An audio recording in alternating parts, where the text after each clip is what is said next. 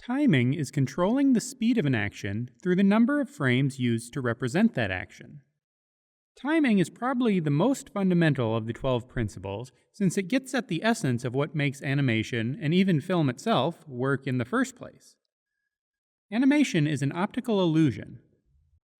If a series of images with slight variation are displayed fast enough, those changes in position are perceived by our brain as movement. The number of images and the rate at which they're shown determines their speed. The standard frame rate for film is 24 frames per second, and this is what most animators do their work at. So if you're working at 24 frames per second, and you want an action to take 1 second, it needs to be made up of 24 frames. And if you want it to take half a second, it would need to be 12 frames.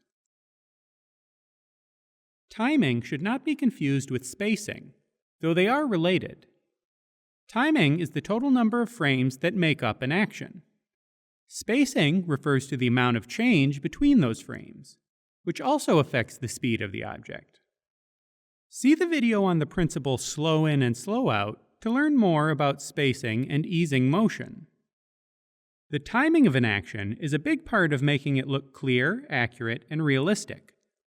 But it also has a big effect on the personality behind an action. Look at how this hand presses this button. It seems pretty casual. But if we speed it up, it looks angry or panicky. And if we slow it down, it looks apprehensive or nervous.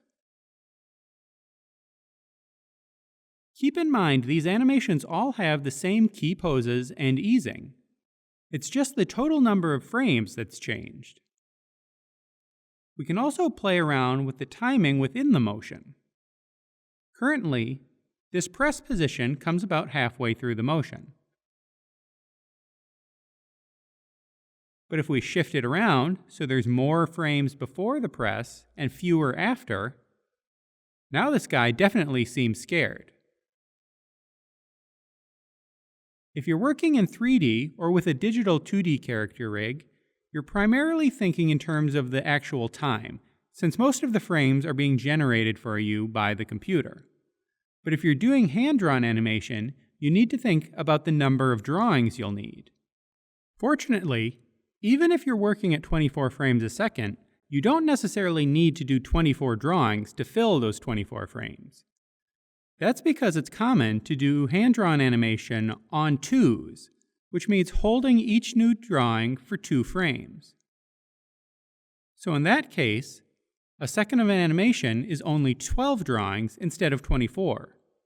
This generally looks fine, especially with slower motion.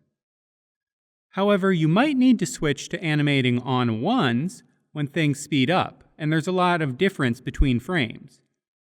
You might need those extra drawings to smooth out the motion so it's clearer to the eye. It's easy to mix and match ones and twos, so just look out for any spots that might need an extra in-between frame. It's also typical for higher-end animation, like feature films, to be done entirely on ones, because it almost always looks better, especially when projected on a large screen. Here are some other principles closely related to timing. Feel free to jump to one of those, or just head to the next video. I'll see you there!